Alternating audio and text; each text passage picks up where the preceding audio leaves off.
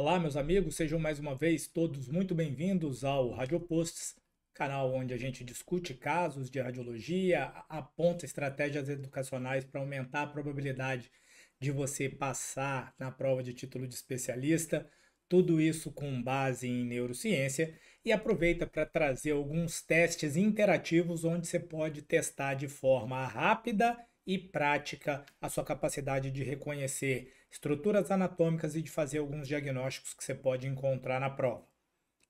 Roda a vinheta.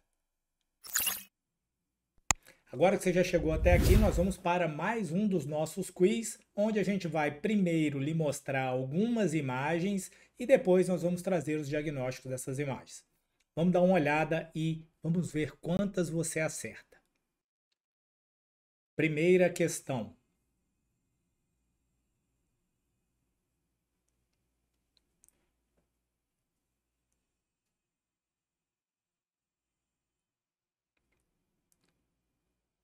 Segunda estrutura anatômica.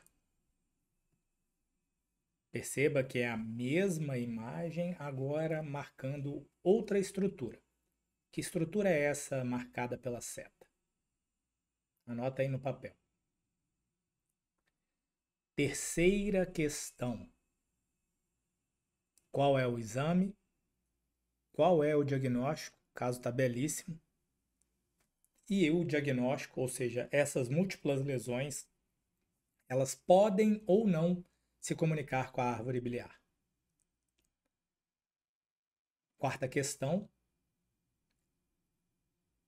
Uma ultrassonografia mostrando o fígado. A gente consegue ver algumas alterações. Então, qual é o diagnóstico destas pequenas lesões? Qual é este artefato de imagem? Aqui a gente tem um outro, né? Aqui a gente tem um outro artefato, mas eu quero saber qual é esse aqui. Paciente com colangite esclerosante primária. Então, a gente vê ressonância do abdômen superior, lobo direito do fígado, lobo esquerdo, contornos lobulados, né? Um fígado com aspecto cirrótico, redistribuição volumétrica, veia cava inferior, aorta, rim direito, pedacinho do rim esquerdo, baço, estômago. Qual a sequência de ressonância magnética que a gente está analisando? Segunda pergunta para essa questão. Qual a principal patologia autoimune associada aos casos de colangite esclerosante primária? Aqui ficam os créditos para o colega que proporcionou essa belíssima imagem.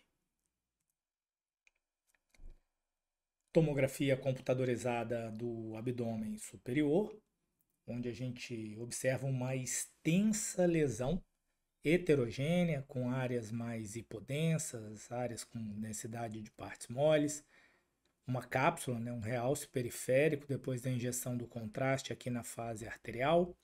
A gente vê o lobo esquerdo preservado, aqui a região mais central do lobo direito envolvida, mantendo amplo contato com a veia cava inferior.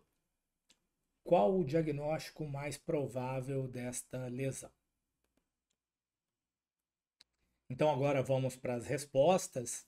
Essa é a artéria pericalosa, essa é uma imagem de prova, ou seja, isso vai ser encontrado ou na prova de ultrassom ou até mesmo na parte de ultrassom ou fetal da prova de radiodiagnóstico por imagem. A gente consegue ver a artéria cerebral anterior, dando um dos seus ramos terminais, que é a artéria pericalosa, que corre aqui, ó, sobre o aspecto superior do corpo caloso. A segunda resposta, na mesma imagem, era testar sua habilidade de identificar a artéria cerebral anterior. Você precisa lembrar que a gente tem duas metodologias de irrigação do cérebro. A gente tenta ser redundante. Então, a gente tem a circulação anterior e a circulação posterior. A circulação anterior vem das carótidas, né? Então, as carótidas nascem, a carótida esquerda ela nasce direto da crosta da aorta, a carótida direita ela sai em tronco, né? Então eu vou ter o tronco braquiocefálico, que vai dar a artéria carótida comum. As carótidas comuns vão se bifurcar em internas e externas. As internas vão adentrar o crânio e vão se bifurcar em artéria cerebral anterior e artéria cerebral média, que vão basicamente fazer a irrigação da parte anterior. Então, a artéria cerebral anterior, que é essa artéria, né, que é a resposta da questão, aproveitando para quem está perdido, né, a parte occipital da calota, o topo da calota estaria aqui, a região frontal, osso nasal, lábio, queixo, palato duro já aqui. Então, se você está perdido, esse é um corte sagital do feto. A artéria cerebral anterior é a terminação da carótida interna. Então, qual é o curso? O curso é da extremidade medial da haste da fissura lateral até o corpo caloso, porque aqui no corpo caloso ela vai virar o quê? Artéria pericalosa.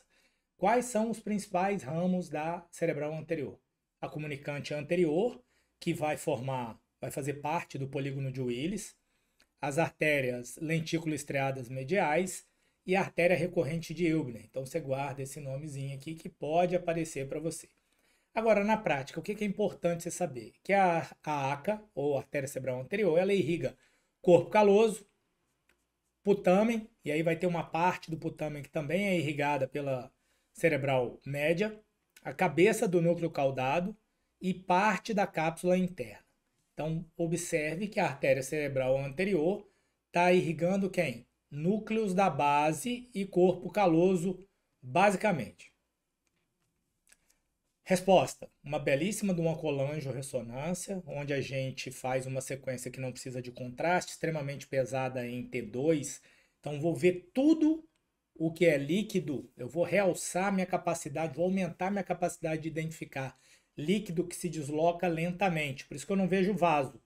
Eu vejo líquido que anda devagar ou que está parado. E aí eu consigo ver, ó, colédoco, hepático comum, hepático direito, hepático esquerdo. E o que nos chama a atenção é o quê?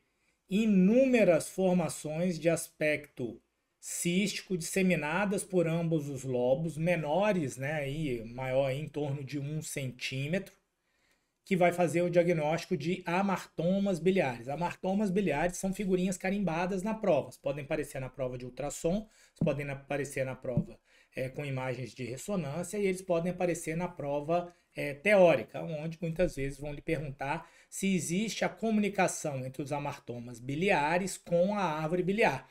Como é um amartoma biliar, ele pode se comunicar com a árvore biliar, mas geralmente ele não se comunica. Então, cuidado com esses trocadilhos na prova.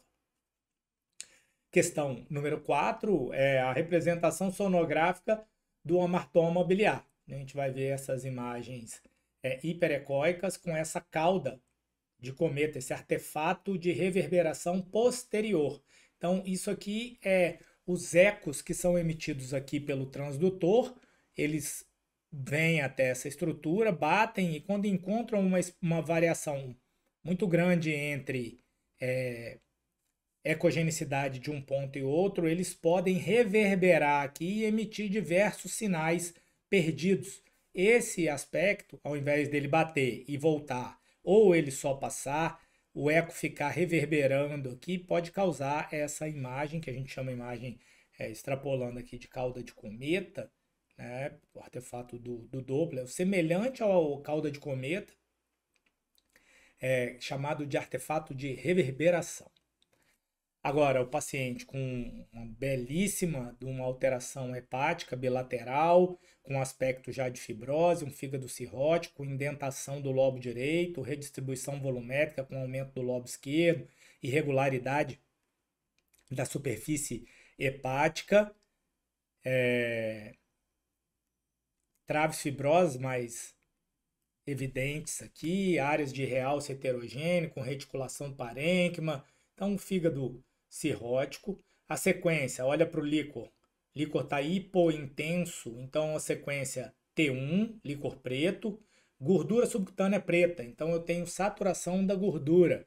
E aí, naturalmente, eu olho para os vasos e vejo que os vasos estão preenchidos, que o parênquima renal está vascularizado. Então, uma uma sequência T1 com contraste e saturação, respondendo qual é a doença autoimune mais relacionada à esclerose biliar primária, é a síndrome de Sjögren. Agora, para a gente terminar, essa grande lesão ocupando a maior extensão do lobo do andar superior do lobo direito, aqui até um pedaço do lobo esquerdo, sem plano de clivagem aqui, provavelmente envolvendo a veia cava inferior, né? Lembrar aí que a gente pode extrapolar alguns critérios que a gente tem para a veia mesentérica superior, para a artéria mesentérica superior. Aqui eu tenho um envolvimento da veia com contato com a lesão de pelo menos 180 graus. Então, se a gente estiver pensando em ressecção, além de considerar as possibilidades do paciente ficar só com esse resto de parênquima hepático, a gente tem que considerar a possibilidade de a gente não conseguir uma cirurgia R0 ressecando toda essa lesão aqui. Então, o erro mais comum nesse tipo de lesão é olhar para esse realce periférico e achar que isso aqui vai ser um hemangioma. O realce do hemangioma é periférico, mas ele é globuliforme. Deixa eu ver se eu consigo desenhar alguma coisinha aqui para ajudar vocês. Ativar a caneta. Então, o hemangioma, ele seria um realce mais assim, ó, nas fases iniciais, na fase arterial, periférico, globuliforme. Aí eu não vou fazer tudo para não demorar. Aí, à medida que vai passando o tempo, ele vai preenchendo a lesão. Então, ele é centrípeto. E ele há uma tendência de homogeneização na fase tardia. Então, estão aí as nossas perguntas. Espero que você tenha ido bem, gostado da revisão. Se você gostou, você já sabe, arrebenta o botão de like, dá aquela moral para o canal, se inscreve no canal e clica no sininho para você continuar recebendo as informações de que a gente fez o upload de novos vídeos. Se você tiver alguma sugestão, algum segmento específico, alguma subespecialidade que você quer que a gente traga imagens, comenta aqui embaixo e a gente se vê no próximo vídeo.